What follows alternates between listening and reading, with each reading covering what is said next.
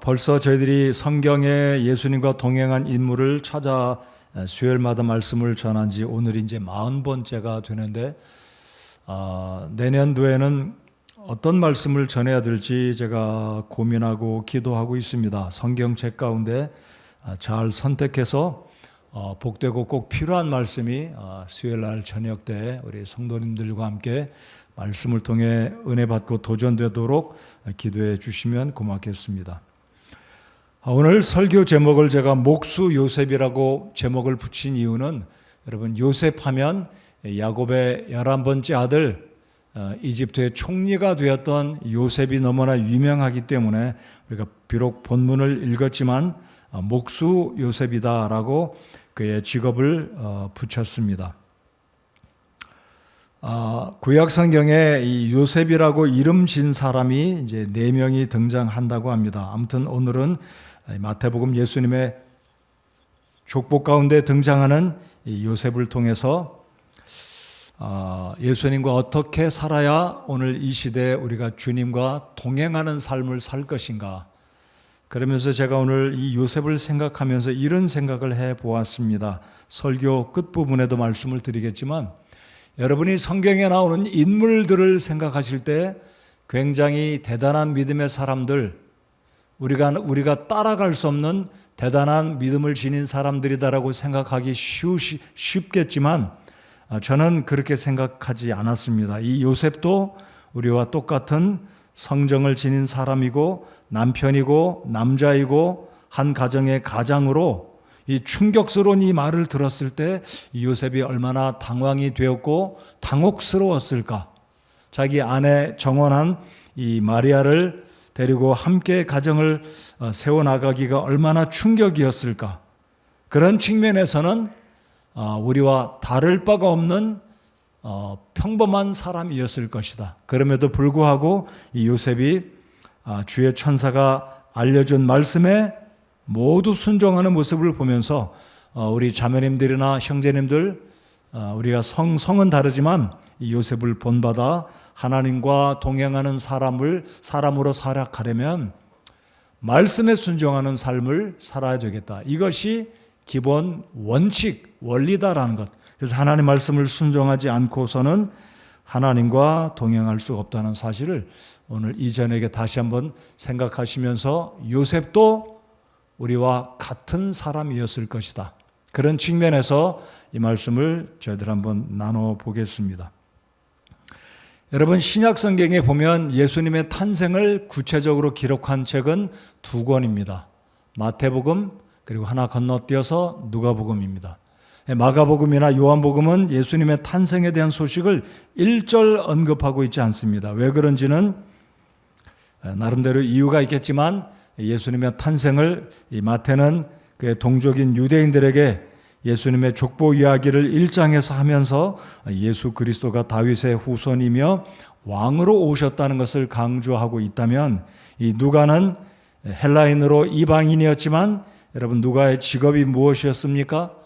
의사였습니다. 그러니까 의사의 입장에서 이 처녀 마리아가 아기를 가진 것에 대해서 엑스트라 인물로 삽입해서 소개하고 있는 엘리사벳이 있습니다.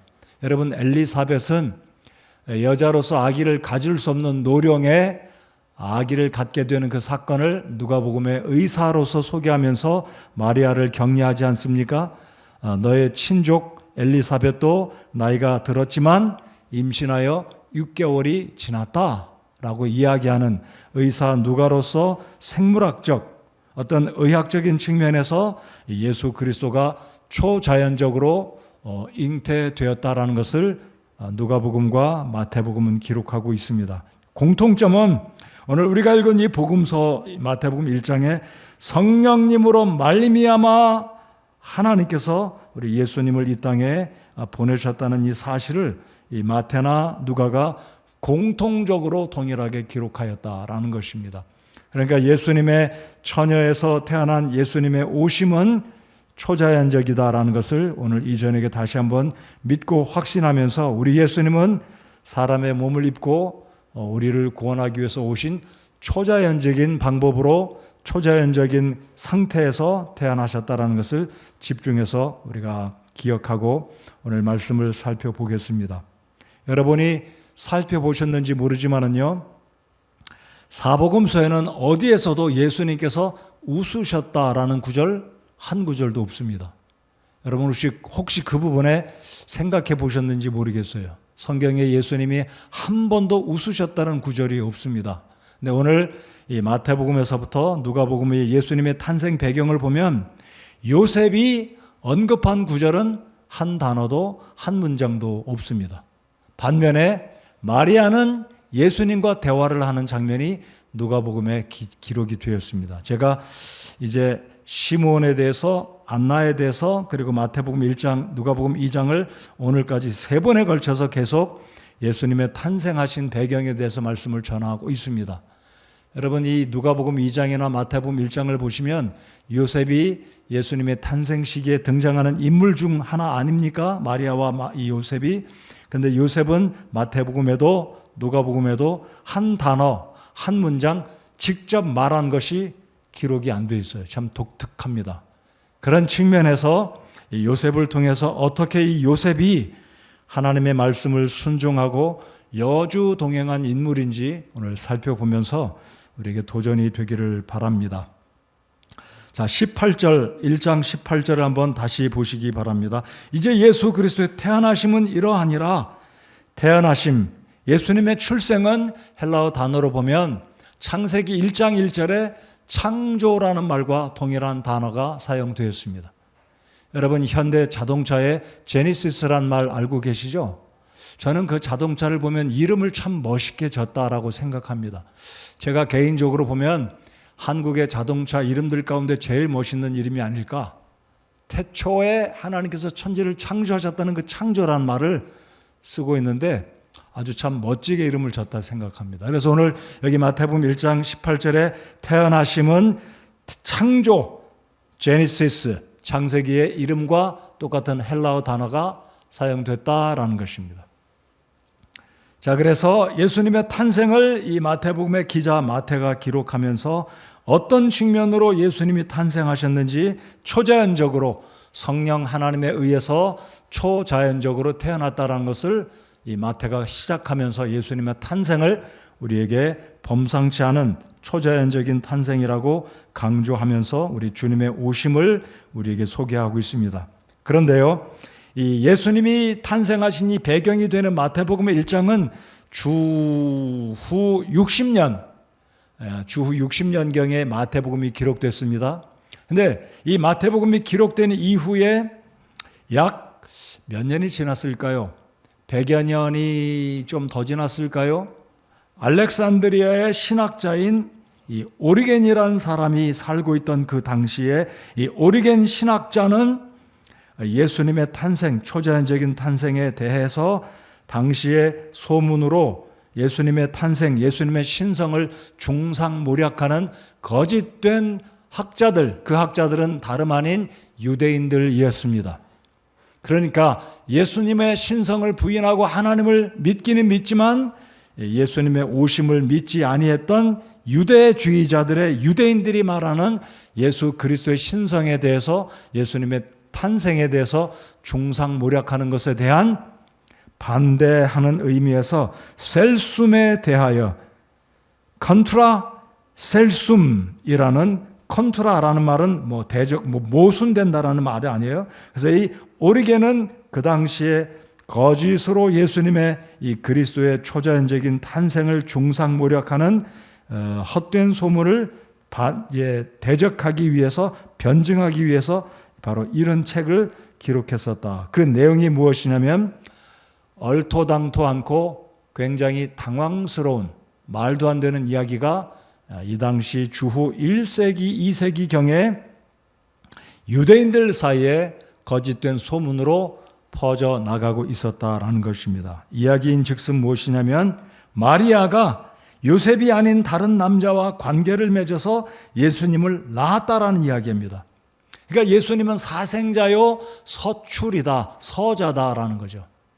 여러분, 예수 그리스도께서 처녀 마리아의 몸에서 초자연적으로 성령 하나님의 초자연적인 능력으로 탄생하셨음을 믿으십니까?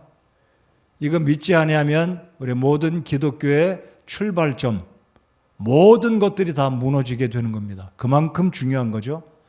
그래서 우리가 믿고 있는 성경적인 교리에 있어서 신론이 됐든 예수님에 관해서 기독론이 됐든 예수 그리스도께서 성령에 의해 초자연적으로 태어나셨다는 것을 부인하면 우리 모든 것은 무너집니다. 다시 한번 우리가 확신해야 될 것은 예수님은 2000년 전에 처녀 마리아의 몸에서 초자연적으로 잉태되셨고 초자연적으로 탄생하신 하나님의 아들이심을 믿으십니까? 그렇습니다.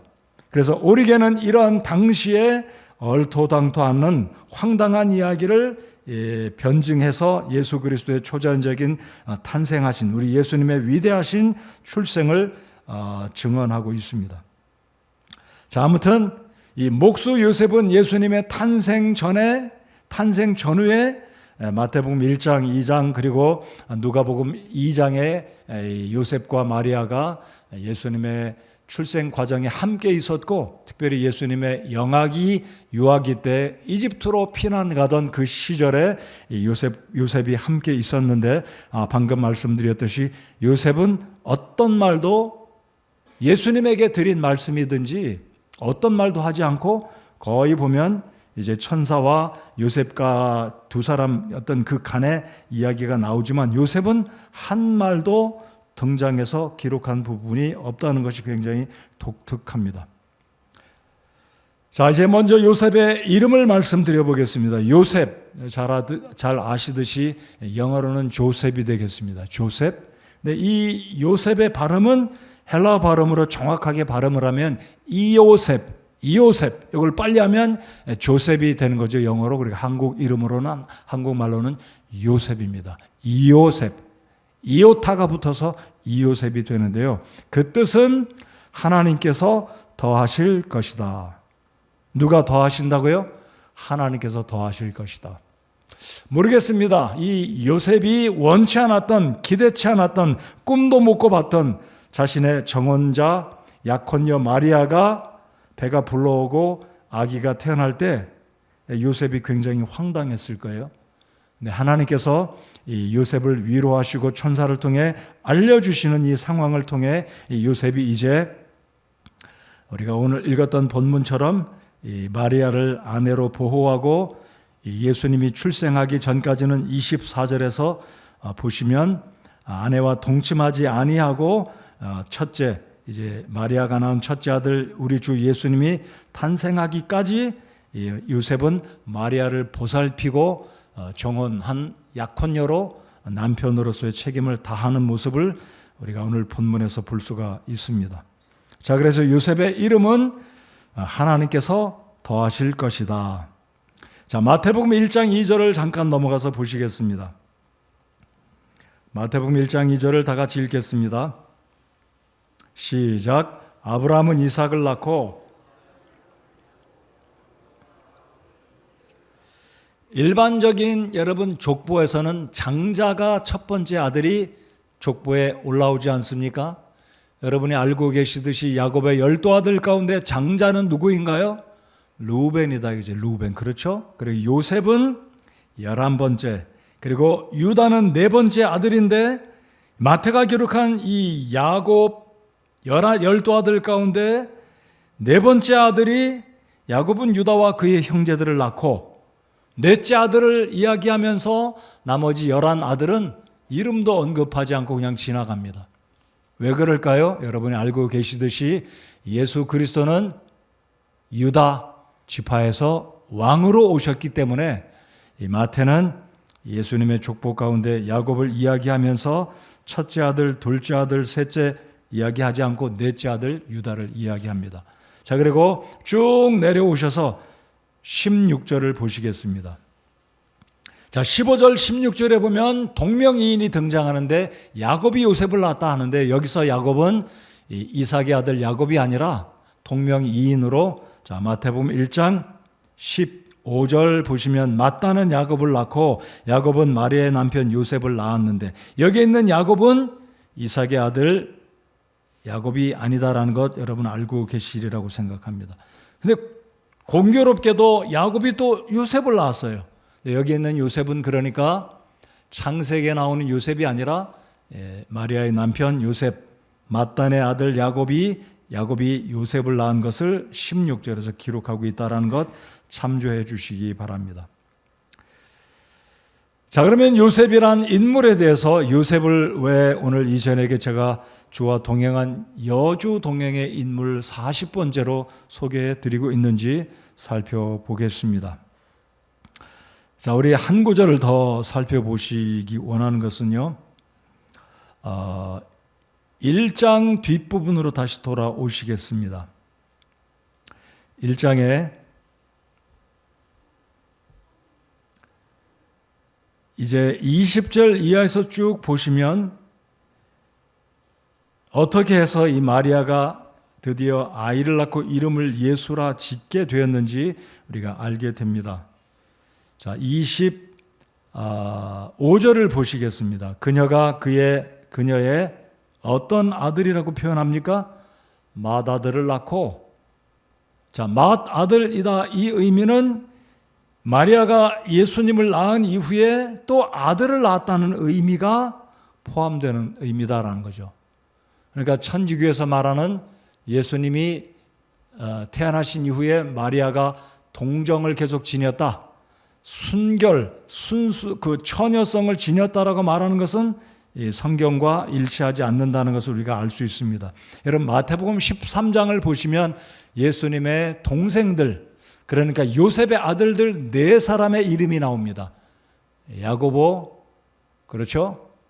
유다, 요셉, 시므온. 그러니까 예수님의 동생들이자 진짜 요셉이 낳았던 4명의 형제들이 등장하고, 그리고 또 뒤에 따라 붙는 말이 뭐냐면 그의 누이들이라는 말이 나와요. 그러니까 누이들이란 말은 최소한 2명의 딸을 마리아와 요셉이 낳았다는 겁니다. 그렇다면 요셉의 집안에는 자녀들이 예수님 포함해서 적어도 몇 명이라는 겁니까? 적어도 7명입니다. 예수님, 남동생 4, 누이들 그랬으니까 적어도 2명의 여동생이 있다고 보면 요셉의 집안은 모두 9식구입니다. 맞습니까? 그렇죠? 자, 그러니까 예수님 이후에 마리아가 요셉에게 아들을 낳게 됐다, 이 사실을 참조해 주시기 바랍니다.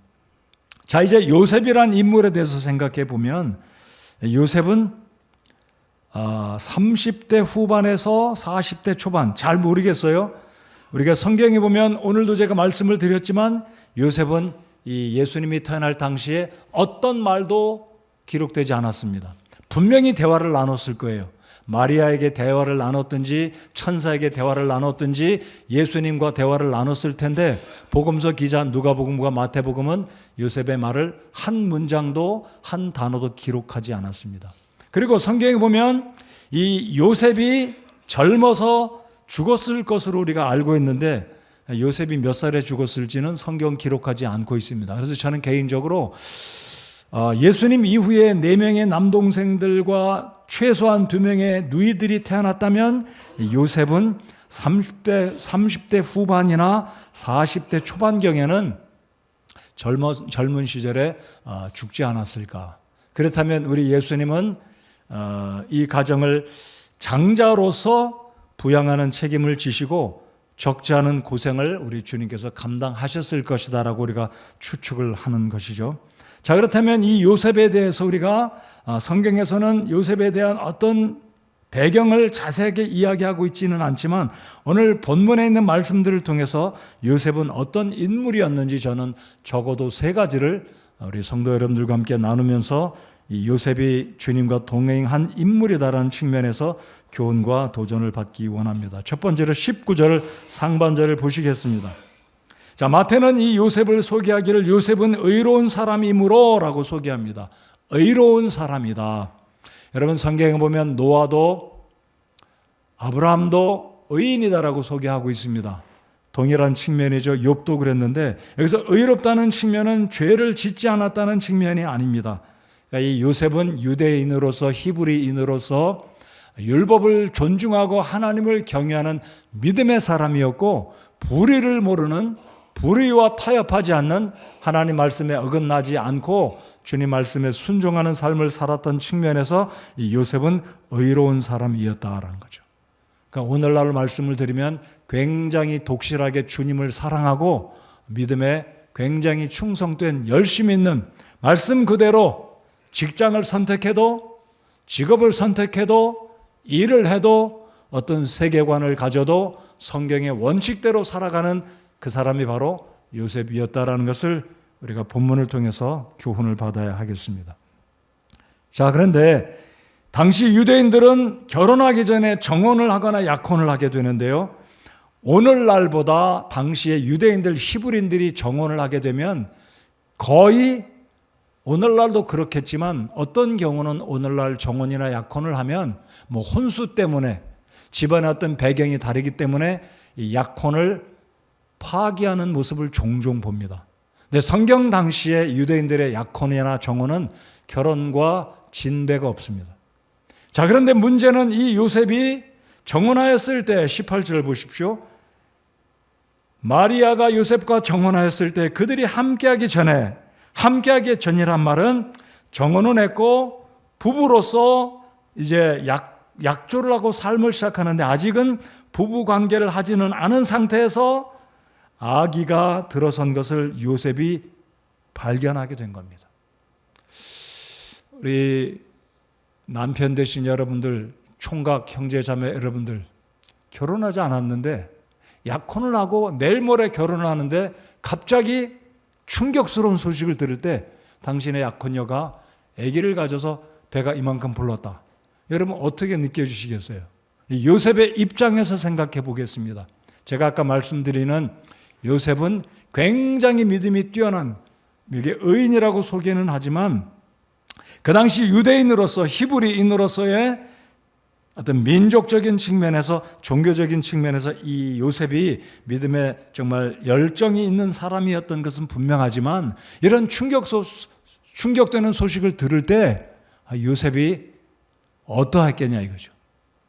얼마나 당혹스러웠겠습니까? 자, 우리 다시 한번 18절의 하반절을 보시면 그녀가 성령님으로 말미암아 아이를 뵌 것이 드러났어요.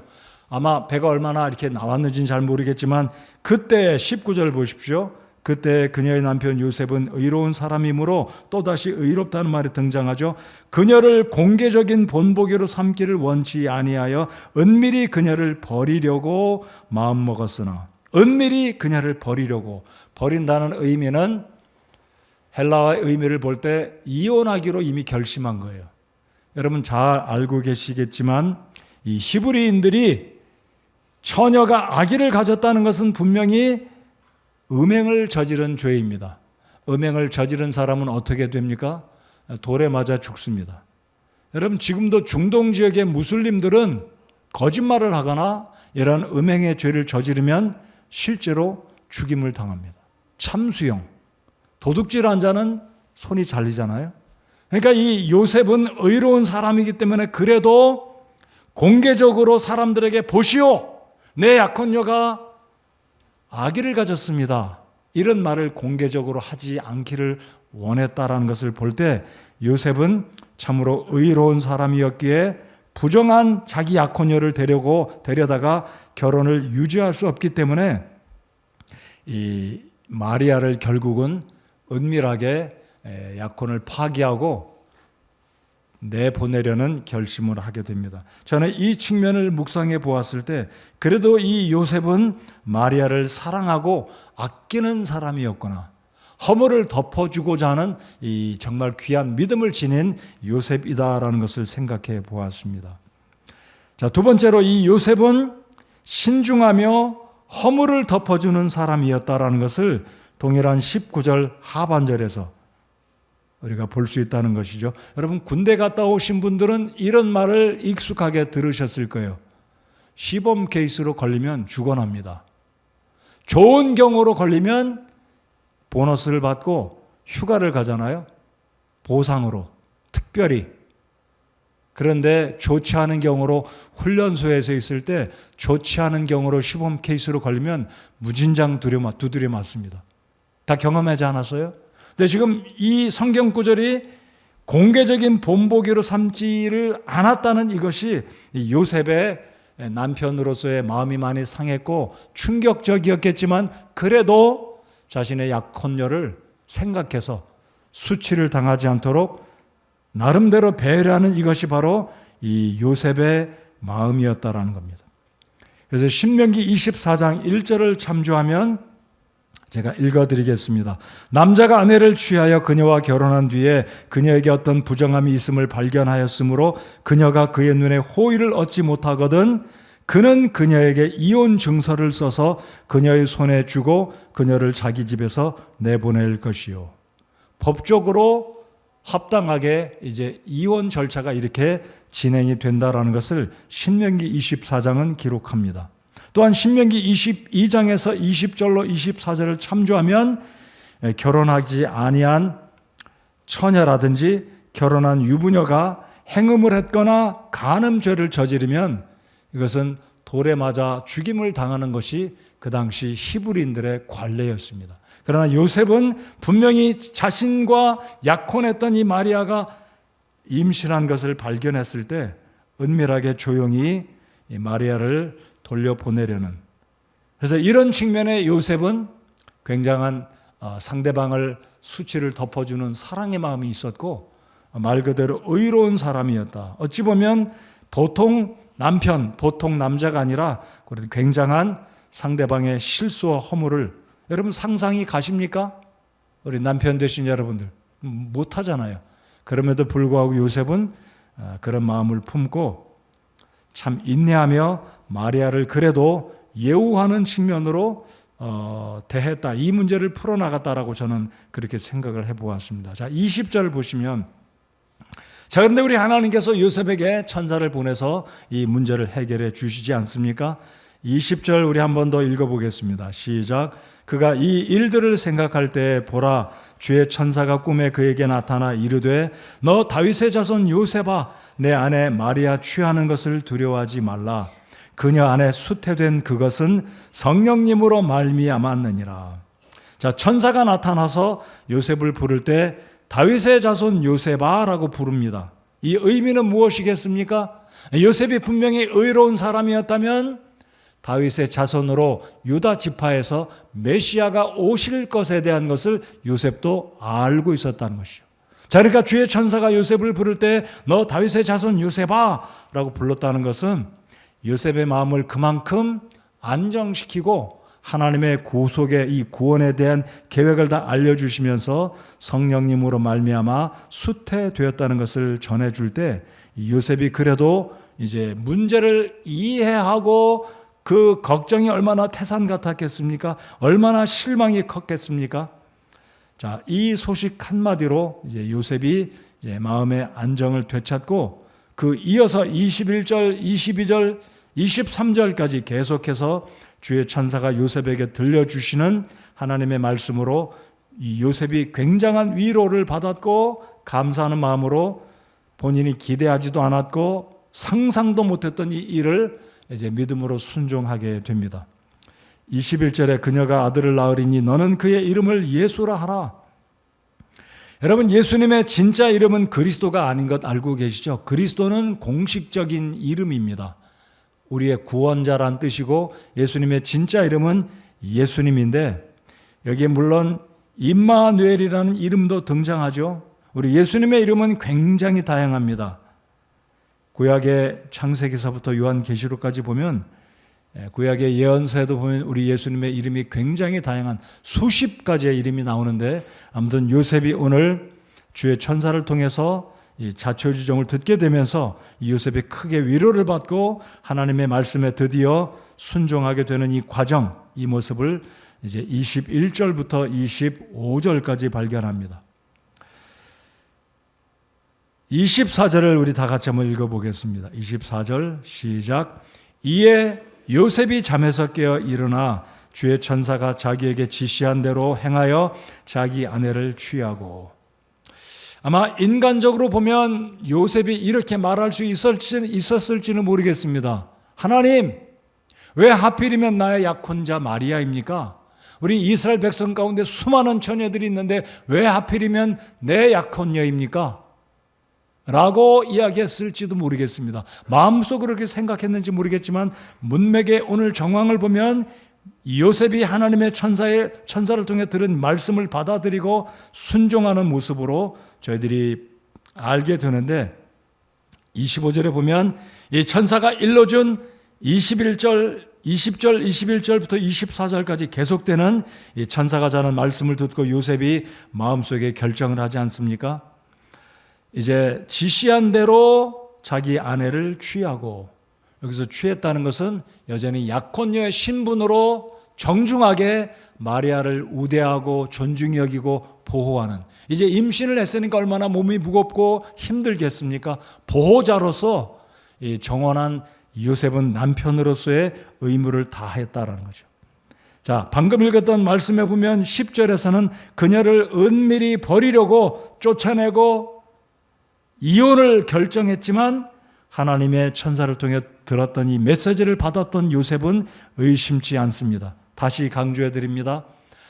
자, 이 마태복음이나 누가복음에는 요셉이 어떤 말도, 어떤 단어 하나도 성경에는 기록되어 있지 않습니다. 왜 그런지는 전 정확하게 답은 모르겠어요. 그러나 성경의 기자가 의도한 것은 그만큼 요셉은 당황스러웠고 충격적이었던 이 소식을 들었음에는 분명하지만, 하나님의 약속의 말씀을 듣고 구약의 말씀을 잘 알았던 이 의로운 요셉은 구약의 모든 예언들을 기억하고 천사를 통해 들었던 하나님의 말씀을 100% 의심치 않고 순종하였기 때문에 성경의 기자들은 요셉의 말을 그렇게 불필요하게 기록하고 묘사하지 않았을 것으로 저는 개인적으로 그렇게 봅니다. 자, 그래서 24절에 보면 요셉이 잠에서 깨어나 주의 천사가 자기에게 지시한 대로 행하여, 자, 따라서 해 주시면 고맙겠습니다. 자기에게 지시한 대로 행하여. 여러분, 다시 한번 우리 형제님들, 내가 남편이다, 내가 약혼녀가 이런 상황이다 라고 생각해 보시고, 이제 천사가 들려준 말에 천사가 자기에게 지시한 대로 행하여. 여전히 쉽지 않습니다. 자, 그래서 25절에 보면 그녀가 그녀의 맏아들을 낳을 때까지 그녀를 알지 아니하다가 알지 아니했다는 말은 야다, 창세기에도 등장하는 단어 아닙니까? 많이 들어보셨죠? 아담과 이브를 알매 아들이 태어납니다. 알았다는 말은 남녀가 결혼해서 같이 이제 부부의 삶을 시작할 때 쓰는 용어인데, 그래서 이 요셉은 자기 아내 이 마리아를 예수님이 태어나기까지 아내를 알지 않고 보호자로, 남편으로 책임을 다하고 하나님의 말씀에 일절 순종하였다라는 것을 오늘 이 말씀을 통해 요셉이 얼마나 믿음의 사람이었는지, 하나님 말씀에 순종하는 사람이었는지 이 구절을 통해서 우리가 알 수 있다라는 것입니다. 자, 그래서 이제 세 번째로 이 요셉이 어떻게 하나님과 동행한 사람이었는지 방금 읽었던 이 24절뿐만 아니라 이제 2장으로 가셔서 13절을 또 한번 보시겠습니다. 13절. 자, 이때뿐만이 아닙니다. 이 요셉이 이제 이 예수님을 키우게 되는데 어찌 보면 자기 친아들이 아니하잖아요. 자기 친아들이 아닙니다.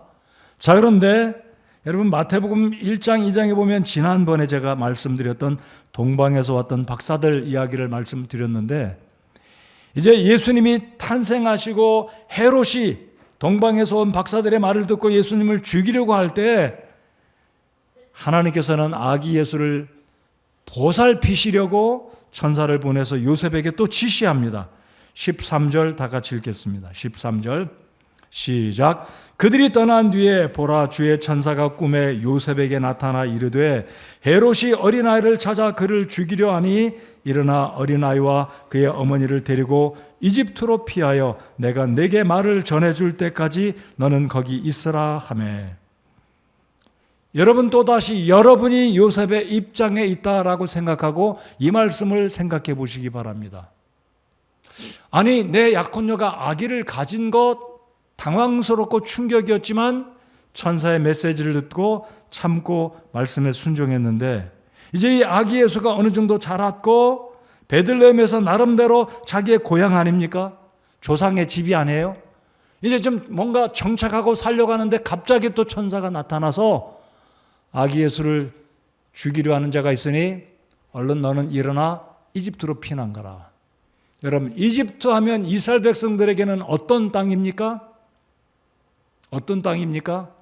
이게 단순히 가난한 나라의 사람들이 최고 잘 사는 강대국으로 이민 가는 수준이 아니라 과거에 이집트는 어떤 나라입니까?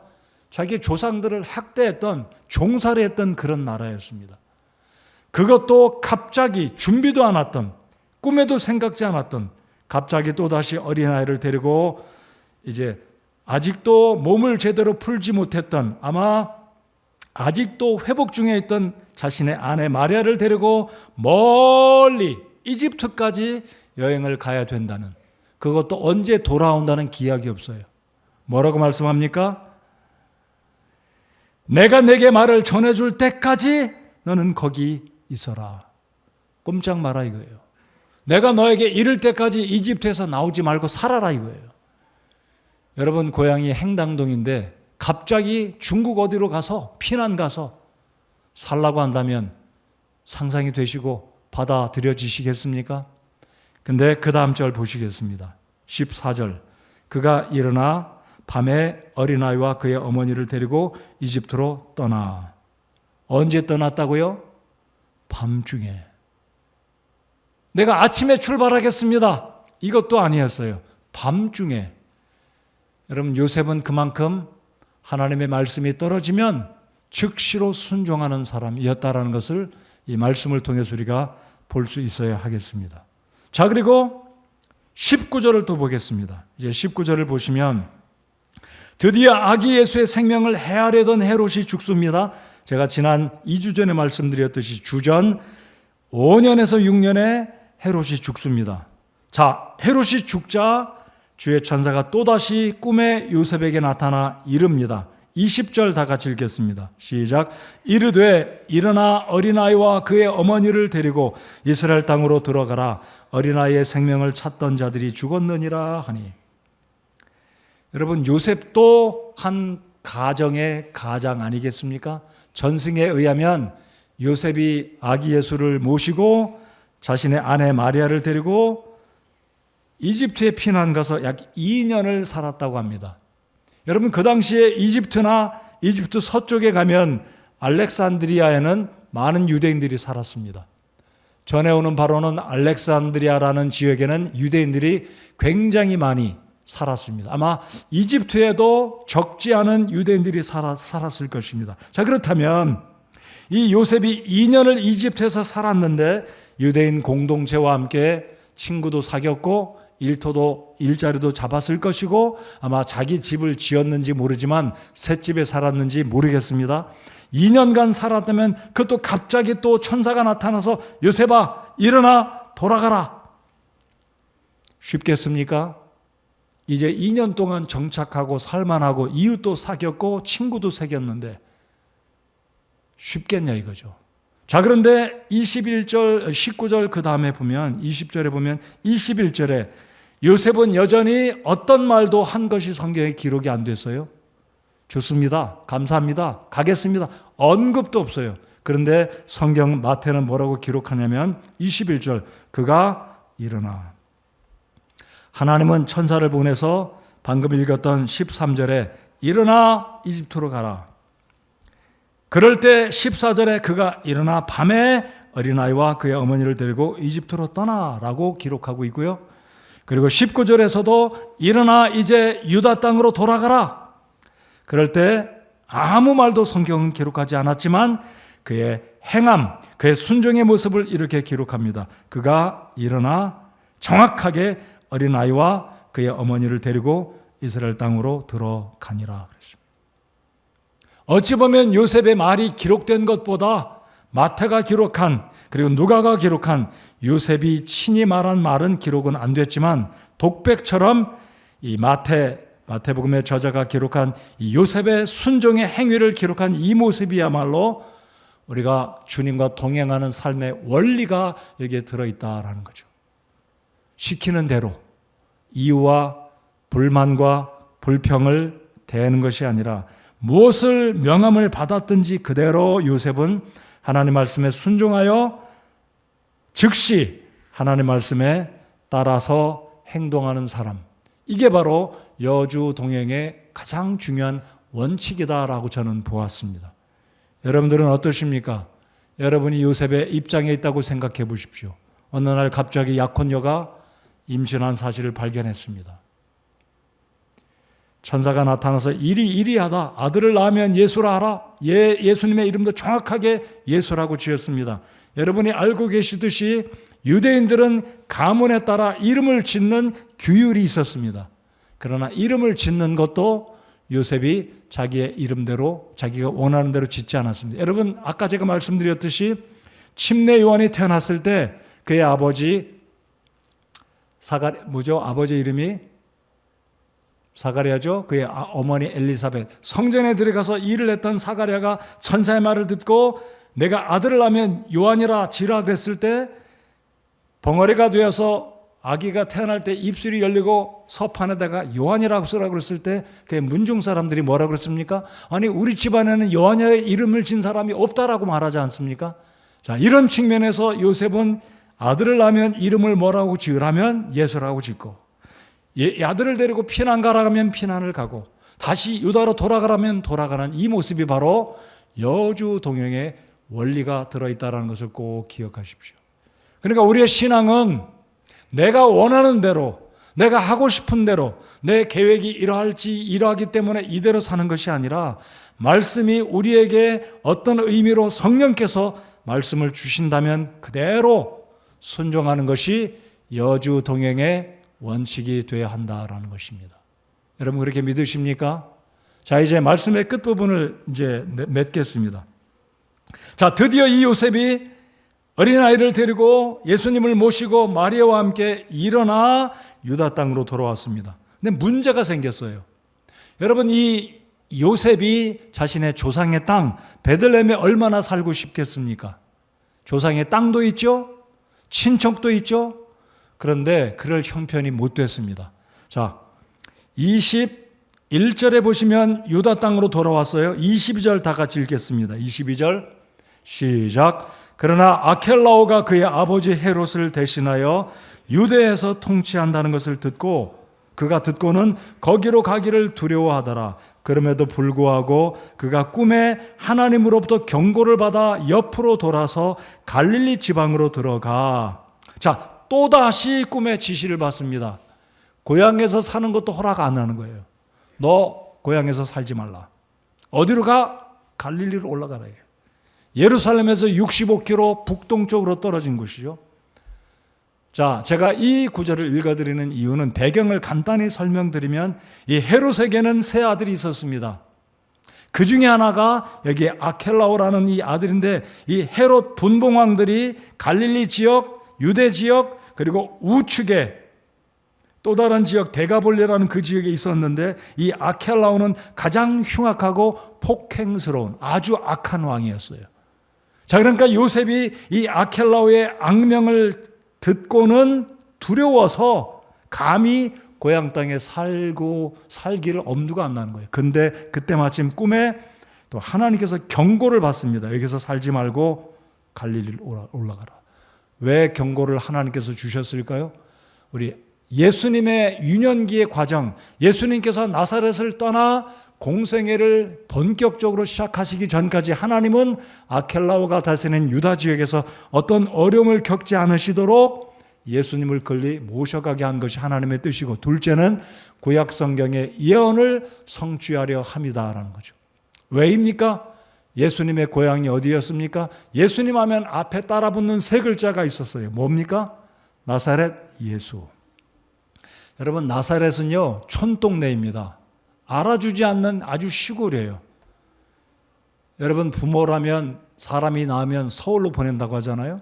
그럼 요셉도 예루살렘에 가까운 베들레헴에 살고 싶은데 고향 땅도 아닌 낯선 곳에 가서 예수님을 비롯해서 내 아들 2딸 이상 자기의 가족들을 키우고 싶었겠습니까? 고향 땅을 등지고 살고 싶은 사람이 어디 있겠습니까? 근데 이때도 요셉은 순종을 합니다. 그래서 결국 23절 다 같이 읽겠습니다. 23절 시작. 나사렛이라 하는 도시로 가서 거하니 이것은 대언자들을 통해 말씀하신 바 그가 나사렛 사람이라 불리리라 함을 성취하려 함이더라. 제가 말씀드리고자 하는 결론적인 요소는 이것입니다. 말씀에 순종했던 요셉은 하나님의 구약 성경의 예언을 성취하는 그 일에 쓰임받게 됐다라는 거죠. 아까도 말씀드렸듯이 처녀가 잉태하여 아들을 낳으리니 그의 이름을 예수라 하라. 이사야서에 기록된 이 말씀입니다. 요셉이 순종했고 이집트로 아이 예수를 모시고 가서 피난 갔을 때 그 구절 또한 성경의 예언이 성취되었습니다. 그리고 유다 지역의 아켈라오의 이 흉악한 통치를 피해서 천사의 가르침 받고 유대를 떠나 갈릴리 나사렛으로 옮겨서 예수님을 키우셨던 이 요셉과 마리아는 결국은 구약 성경의 예언을 또다시 성취하는 인물로 쓰임받았다는 거죠. 자, 말씀의 결론입니다. 어떤 사람이 위대한 하나님의 사람입니까? 원칙은 여전히 동일합니다. 오늘 이 시대에도 이 하나님의 말씀에 어린아이처럼 순종하게 이 말씀에 순종하면서 살면 우리는 하나님의 뜻에 의해 쓰임받는 인생으로 살게 되는 줄 믿으시기 바랍니다. 여러분, 하나님께 쓰임받는 인생 되시기 원하십니까? 여러분이 목사님 전적인 어떤 풀타임으로 하나님의 사역에 드린 삶은 살지는 않으시더라도 우리가 성도로 사역자로 어떤 모양으로 주님을 섬기든지 하나님의 말씀이 우리에게 개별적으로 성경 말씀을 읽을 때 성령께서 주시는 말씀에 순종한다면 우리는 오늘 이 시대에도 놀랍게 하나님의 뜻에 쓰임받고 주님을 기쁘시게 하는 주님과 동행하는 인물로 일생을 살아가게 된다는 이 원칙, 이 원리를 꼭 기억하시기 바랍니다. 다른 거 없습니다. 말씀에 순종하는 삶이 여주 동행의 원칙, 원리다라는 것 꼭 기억하십시오. 맞습니까? 별다른데 원리가 있는 게 아닙니다. 말씀에 그대로 순종하여 믿음으로 살아가면 하나님과 동행하게 된다는 것. 그래서 야고보서 5장에 보면 야고보가 예수님의 동생 아닙니까? 그 야고보가 이런 말이 있어요. 우리에게 이르는 말이 있어요. 그게 뭐냐면 엘리야가 한번 기도했더니 3년 반 비가 안 오고 또다시 기도했더니 하늘이 비를 내었다. 엘리야는 우리와 무엇이 같은 사람이라고 말합니까? 성정이 같은 사람입니다. 자, 그러니까 예수님의 동생이었던 야고보가 우리에게 이르는 말이 뭐냐면 여주 동행, 하나님께 쓰임받는 인물이 되려면 말씀에 순종하면 된다는 거예요. 그러한 삶으로 예수님이 오시는 날까지 주님과 동행하고 말씀에 순종해서 살아가는 저와 여러분 모두가 되시기를 바랍니다. 자리에서 일어나서 우리 찬송 함께 하겠습니다.